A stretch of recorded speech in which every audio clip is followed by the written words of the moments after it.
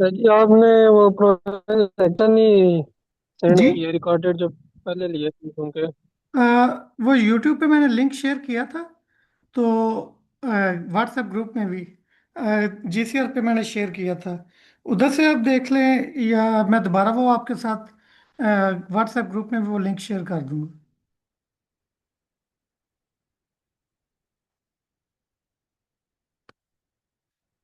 ठीक है sir. Basically हम ज्योमेट्रिक ट्रांसफॉर्मेशन स्टडी कर रहे थे। इनका मकसद फॉरवर्ड प्रोजेक्शन और बैकवर्ड प्रोजेक्शन में 3D वर्ल्ड से 2D इमेज की तरफ किस तरह मूव करना है, और मल्टीपल 2D इमेज से हमने वापस रियल वर्ल्ड कोऑर्डिनेट्स में किस तरह जाना था। इसके लिए फॉरवर्ड प्रोजेक्शन और बैकवर्ड प्रोजेक्शन के कंसेप्ट हैं, उनको समझने के लिए हमें पहले ज्योमेट्रिक ट्रांसफॉर्मेशंस को समझना ज़रूरी है। तो सबसे पहले जो सिंपल ट्रांसफॉर्मेशन है, 2D ट्रांसलेशन है। इसमें हमने एक पॉइंट, लेट से हमारे ये स्टार्टिंग पॉइंट है PXY, हमने इस पॉइंट पे जाना है।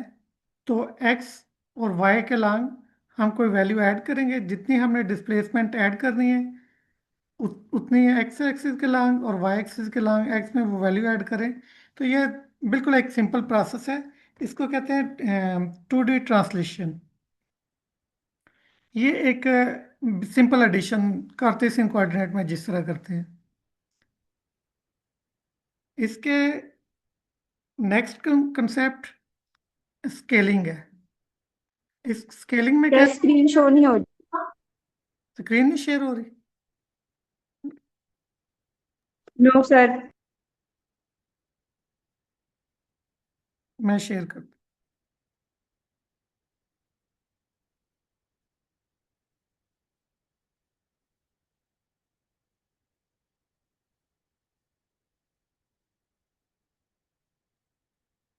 अभी स्क्रीन नजर आ रही है?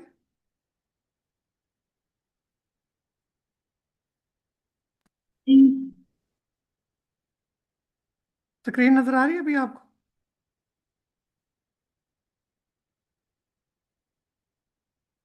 जी सर, आ रही है। जी ठीक है। नेक्स्ट जो है वो स्केलिंग है।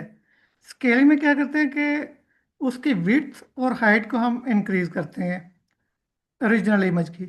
लेट्स से ये एक आपके पास सब्जेक्ट है, तो इसकी अगर हम विड्थ और हाइट को इंक्रीज करना है, तो उसके लिए हम सिंपल मैट्रिक्स मल्टीप्लिकेशन का ऑपरेशन यूज़ करते हैं। लेट्स से कि हम उसकी विड्थ 2 गुना और हाइट 3 गुना इंक्रीज करना चाहते हैं। तो एस एक्स की वैल्यू हम 2 रख देंगे और एस वाई की वैल्यू हम 3 रख देंगे। इस सिंपल मैट्रिक्स मल्टीप्लिकेशन का आपको आइडिया होगा कि ये जो रो है इस कॉलम से मल्टीप्लाई होगी। अगर एस एक्स की वैल्यू हमारे पास 3 थी, तो 3 × एक्स 3x हो जाएगा, और प्लस 0 × y हमारे पास आ जाएगा S x + 0 y।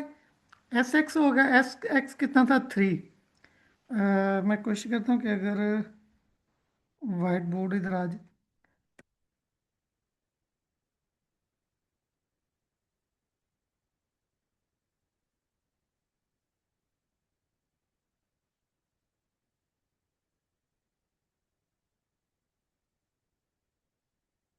ये हमारा, ये वाला एक्स है, ये एक्स, और ये वाई।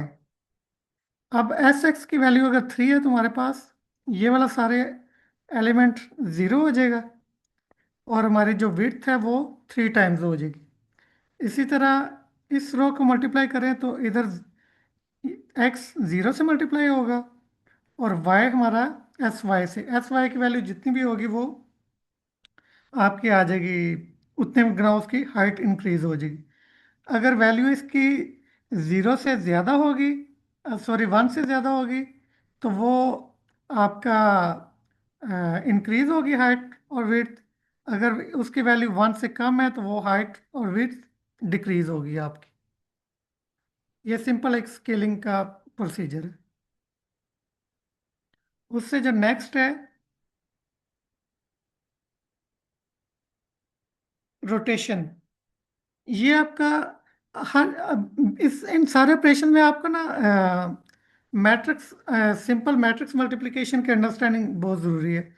आपके जो रोज हैं वो आपके सिंपल ये वाली रो इस कॉलम से मल्टीप्लाई होगी और ये वाली रो इस कॉलम से मल्टीप्लाई होगी, तो आपके पास पहली मल्टीप्लिकेशन से एक्स की वैल्यू फाइनल आ जाएगी और दूसरे से वाई की। तो इसी तरह अगर हमने रोटेशन करनी है किसी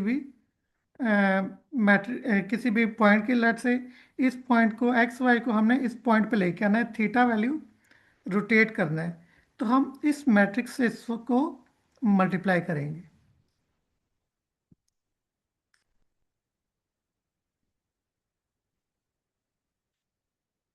इसके अलावा एक ऑपरेशन है शेयरिंग का।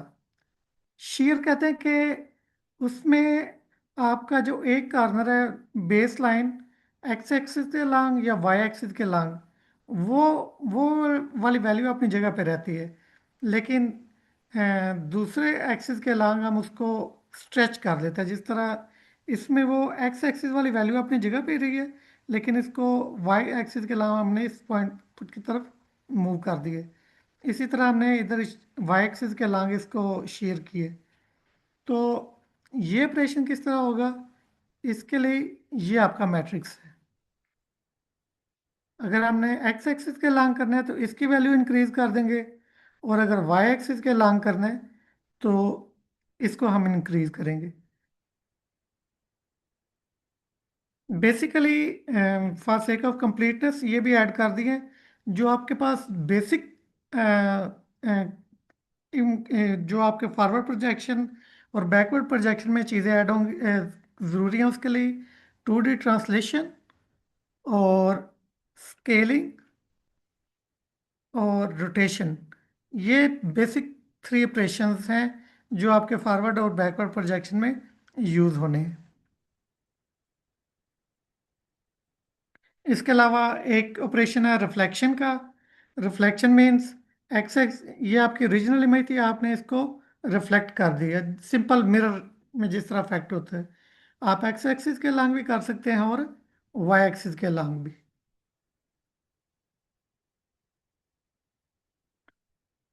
इनकी जितनी भी आपने ट्रांसफॉर्मेशंस पढ़ी हैं, इनमें से आपने देखा होगा कि पैरेलल लाइंस हमेशा पैरेलल रहती हैं, और हर एक लाइन के करस्पॉन्डिंग आपके पास आउटपुट में एक लाइन आएगी, और जो उनकी रेशियो है, मतलब आपस में जो उनकी रेशियो वो मेंटेन रहती है।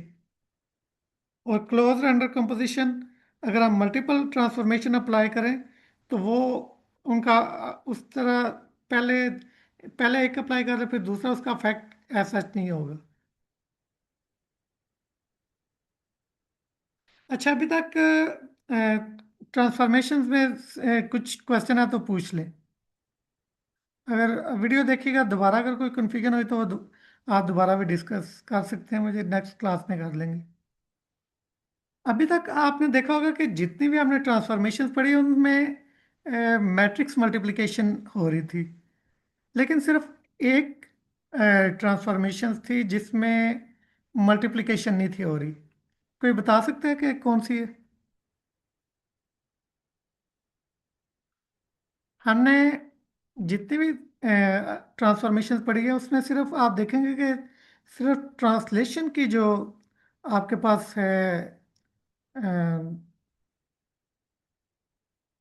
ट्रांसफॉर्मेशन, उसमें सिर्फ एडिशन हो रही है, बाकी सब में मल्टीप्लिकेशन है। तो अभी तक हम बात कर रहे थे कार्टेशियन कोऑर्डिनेट में। अगर हम होमोजेनियस कोऑर्डिनेट में चले जाएंगे तो ये ऑपरेशन भी मल्टीप्लिकेशन एडिशन से मल्टीप्लिकेशन में शिफ्ट हो जाएगा। वो उसको हम देखते हैं कि किस तरह होगा स्टेप बाय स्टेप। बल्कि सबसे पहले हम देखते हैं कि होमोजेनियस कोऑर्डिनेट्स हैं क्या। होमोजेनियस कोऑर्डिनेट एक्सटेंशन है कोऑर्डिनेट कार्टेशियन कोऑर्डिनेट की। कार्टेशियन कोऑर्डिनेट में आपको पता है कि अगर 2D है तो उसमें एक x की वैल्यू होती है और एक y की वैल्यू। लेकिन कार्टेशियन होमोजेनियस में क्या होगा कि x और y के अलावा तीसरा एक एलिमेंट होता है 1। अगर हम तीसरा एलिमेंट 1 कर दें तो हम चले जाते हैं कार्टेशियन कोऑर्डिनेट से होमोजेनियस कोऑर्डिनेट में। आप कहेंगे कि सिंपल 1 ऐड करने से, एक नया एलिमेंट ऐड करने से क्या फ़ायदा है, ये इसका क्या इफेक्ट होगा। जब आप आगे फर्दर स्टडी करेंगे डिफरेंट ऑपरेशंस, तो आप देखेंगे कि डिफरेंट ऑपरेशन में ये जब हमारे पास रिजल्ट आता है तो वो थर्ड एलिमेंट की वैल्यू 1 नहीं रहती। तो उसको हमने वापस 1 में लाने के लिए डिफरेंट डिवीजन या मल्टीप्लिकेशन के ऑपरेशन करते हैं, तो उससे एक्स और वाई की वैल्यू भी इफेक्ट होगी। तो बेसिकली ये जो फिनोमेना है, इस सारे प्रोसीजर उसको जिम्मेदार है कार्टेशियन से होमोजेनियस में कन्वर्ट करने का।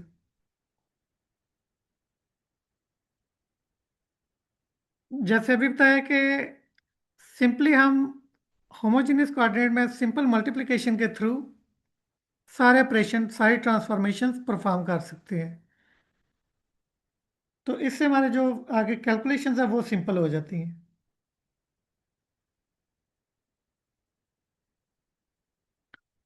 अभी जिस तरह आपको बताया था कि ये आपका ट्रांसलेशन का ऑपरेशन है। अब अगर हम होमोजेनियस कोऑर्डिनेट है, हर तीसरा एलिमेंट हमने हर एक में 1 कर दिए। उस मैट्रिक्स मल्टीप्लिकेशन में नीचे हमने सारी रो 0 कर दी, एक्सेप्ट जो फाइनल एलिमेंट था उसको हमने 1 कर दिया। अब अगर आप इसको मल्टीप्लाई करें फर्स्ट रो को इस कॉलम के साथ, तो आपके पास आ जाएगा x प्लस डी एक्स, और इस रो को मल्टीप्लाई करें तो y प्लस डी वाई आपके पास आ जाएगा। 0x से मल्टीप्लाई होगा 1y से, और dy 1 से, तो आपके पास y प्लस डी वाई आ जाएगा। और जीरो से इस रो से मल्टीप्लाई करेंगे तो आपके पास 1 आ जाएगा। यानी इस मैट्रिक्स मल्टीप्लिकेशन का जो आपके पास रिजल्ट आएगा वो होगा x plus d x, y plus d y और 1। वो ये वही चीज़ है जो आप सिंपल ट्रांसलेशन एडिशन वाले ऑपरेशन से अचीव कर रहे थे।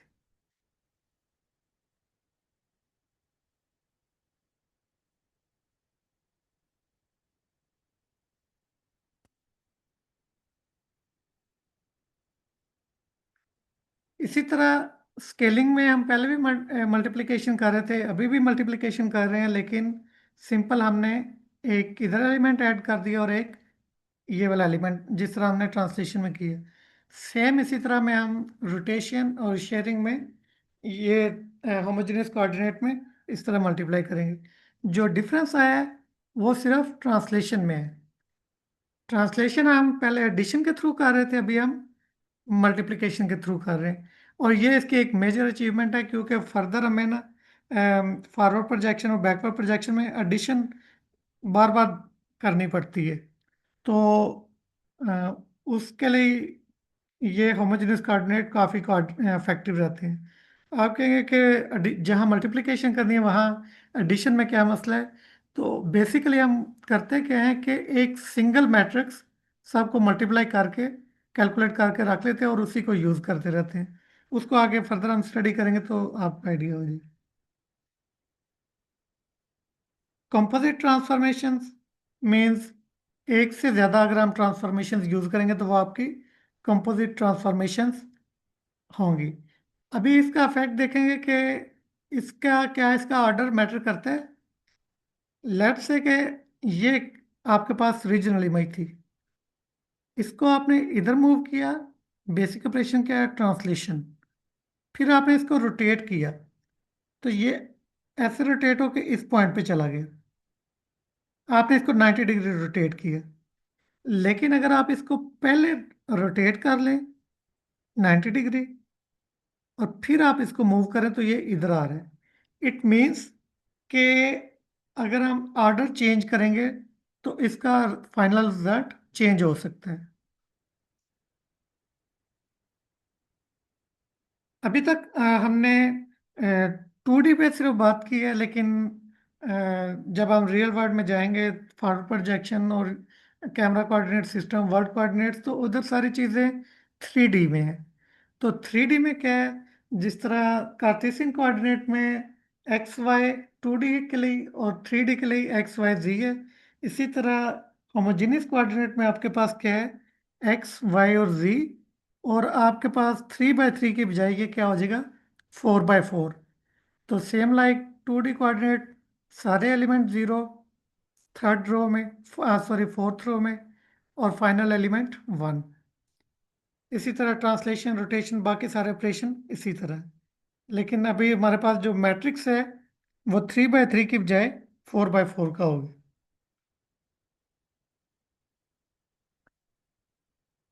और इसके अलावा रोटेशन के लिए एक्स एक्सिस के अलांग अगर आपने रोटेट करना है तो ये आपका मैट्रिक्स होगा, वाई एक्सिस के अलांग करना है तो इस तरह का मैट्रिक्स होगा, और जेड एक्सिस के अलांग रोटेट करना है तो ये एक्सिस होगा, ये वाला मैट्रिक्स ऑपरेशन होगा।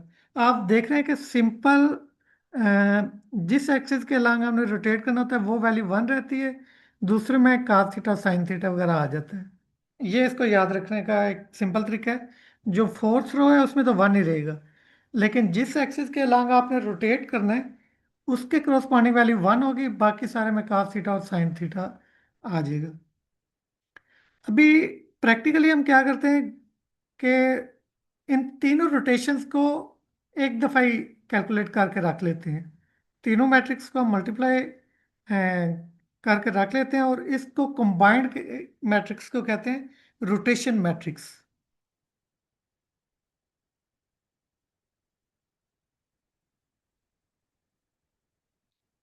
ज्योमेट्रिक ट्रांसफॉर्मेशंस और होमोजेनियस कोऑर्डिनेट्स में अगर किसी ने कोई क्वेश्चन पूछना है तो वो पूछ ले।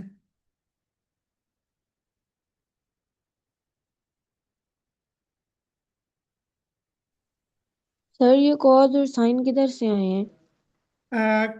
जिस तरह लेट से क्या हमने कहते हैं कि 5 से मल्टीप्लाई करना है तो उस पॉइंट पे 5 आ गया।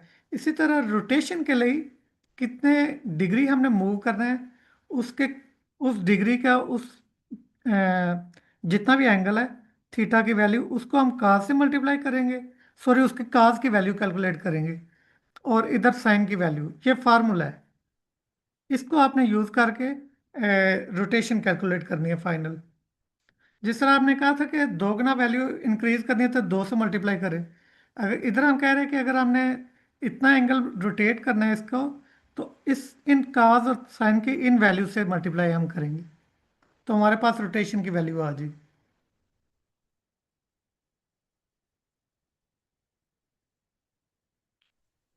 ठीक है सर, कुछ स्टूडेंट्स वेट कर रहे हैं, उन्हें एडमिट कर दें।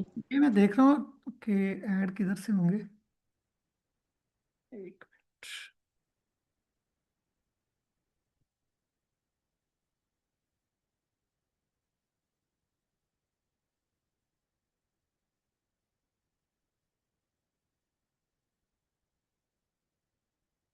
हम्म,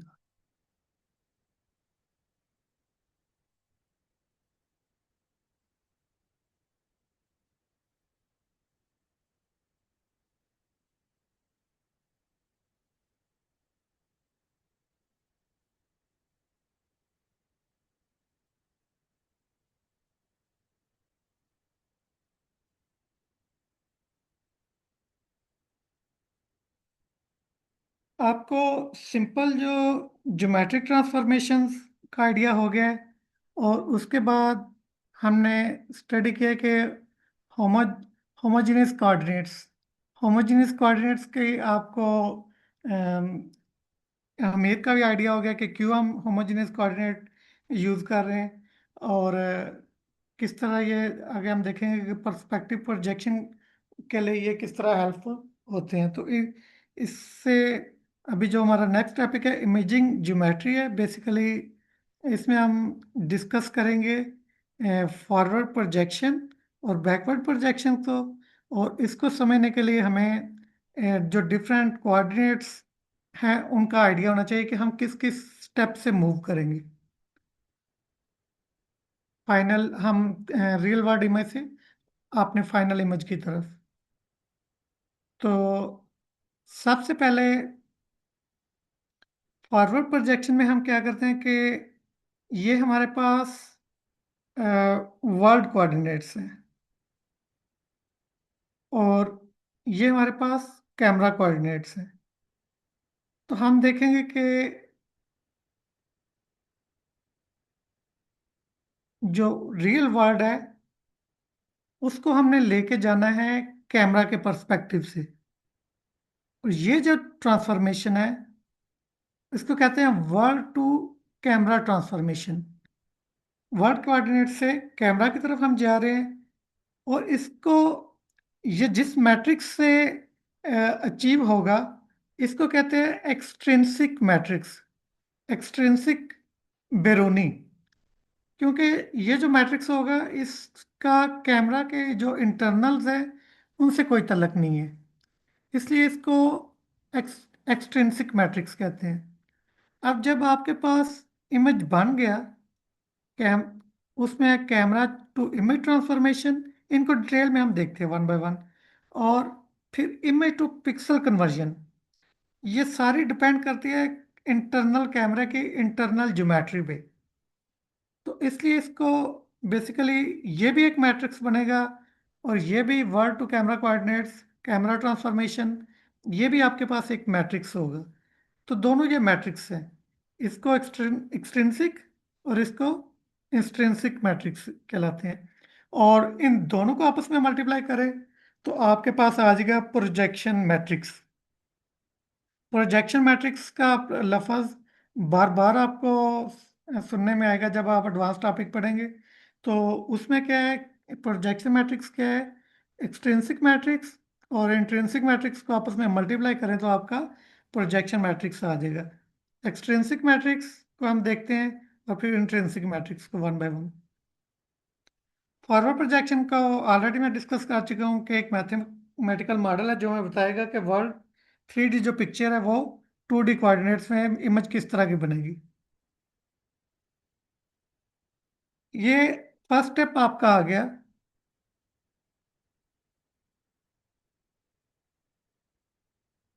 लेट्स से आप इस पॉइंट पे खड़े हैं और आपका कैमरा इधर है।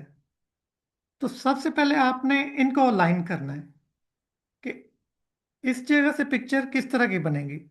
देखिए ये वाला पॉइंट जिसको दोनों देख रहे हैं वो पी सी और पी डब्ल्यू, ये डिफरेंट पॉइंट नहीं है। एक पी सी कैमरा के पर्सपेक्टिव से और पी डब्ल्यू वर्ड के पर्सपेक्टिव से। वर्ड मीन्स आपके पर्सपेक्टिव से होगे। तो सबसे पहले हमने क्या करना है कि इन दोनों को अलाइन करना है। तो इन दोनों को अलाइन करने के लिए सबसे पहले हमें क्या करना पड़ेगा, एक को दूसरे के तरफ मूव करेंगे। ये आपका ऑपरेशन कहलाता है ट्रांसलेशन। एक पॉइंट से दूसरे पॉइंट पे मूव करने का ऑपरेशन ऑलरेडी हमने स्टडी किया है, इसको ट्रांसलेशन कहते हैं। इसमें मेरे ख्याल में होपफुली कोई कंफ्यूजन नहीं होगी। और उसके बाद आप हो सकता है किसी और एंगल से देख रहे हो, कैमरे का एंगल कुछ और हो, तो उनको भी आपस में अलाइन करना है। तो अलाइन करने के आपका देखने का एंगल डिफरेंट है तो उसके लिए रोटेशन मैट्रिक्स। तो बेसिकली जो ये वाली जो ट्रांसफॉर्मेशन है world to camera rigid transformation है। इसमें कोई कैमरे का इंटरनल इन्वॉल्व नहीं है। कैमरे को आप कोऑर्डिनेट को दोनों के कोऑर्डिनेट को मूव करने के लिए पहले ट्रांसलेशन कर रहे हैं और फिर आप रोटेशन कर रहे हैं। तो उसके लिए इसको हमने दिखाया हुआ है कि सबसे पहले आप इसको इस पॉइंट पे मूव करेंगे।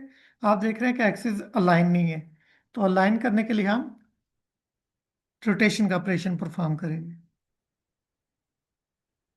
ये जो रोटेशन मैट्रिक्स है बेसिकली जो आपको पहले रोटेशन मैट्रिक्स तीन हमने दिखाए थे, एक्स एक्सिस के लॉन्ग, वाई एक्सिस के लॉन्ग और जेड एक्सिस के लॉन्ग, इन तीनों को मल्टीप्लाई करें तो आपके पास ये वाला रोटेशन मैट्रिक्स आ जाएगा और ये वाला आपके पास ट्रांसलेशन मैट्रिक्स।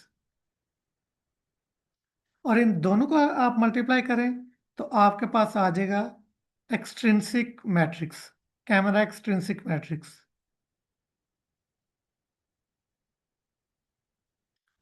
अब आपको याद होगा कि ये वाला फार्मूला आपको लास्ट लेक्चर से याद होगा कि जो आपके पास इमेज बन रही है उसकी विड्थ और उसकी हाइट का ये वाला फार्मूला है। तो बेसिकली क्या हो रहा है कि एफ की वैल्यू से ये मल्टीप्लाई हो रहा है हमारे। अब ये जो फोकल लेंथ है ये कैमरे का इंटरनल पैरामीटर है, इसलिए ये इंट्रिंसिक वाले मैट्रिक्स में आएगा। ये हमें बताता है कि किस फैक्टर से स्केल अप या स्केल डाउन आपका ओरिजिनल इमेज होगा। इसको आप रिवाइज कर लीजिएगा, लेकिन इसमें जो की पॉइंट है एक्सट्रिंसिक मैट्रिक्स के पॉइंट ऑफ व्यू से ये इसका फोकल लेंथ है। आपके पास जो विड्थ आती है और जो हाइट आती है वो किस तरह आती है, वो डिपेंड करती है फोकल लेंथ पे। इसको हमने लास्ट लेक्चर में काफ़ी डिटेल से देखा था कि ये वाला फार्मूला सिमिलर ट्रायंगल्स के थ्रू हमारे पास किस तरह आता है। तो बेसिकली एफ क्या कर रहा है, स्केल कर रहा है, स्केल अप या स्केल डाउन। तो हमारे पास जो फाइनल विड्थ और हाइट आएगी वो हमारे पास एक पहला मैट्रिक्स डिपेंड कर रहा है फोकल लेंथ पे। इसके अलावा जो हमारे कार्टेशियन कोऑर्डिनेट में हमारे पास जो सेंटर होता है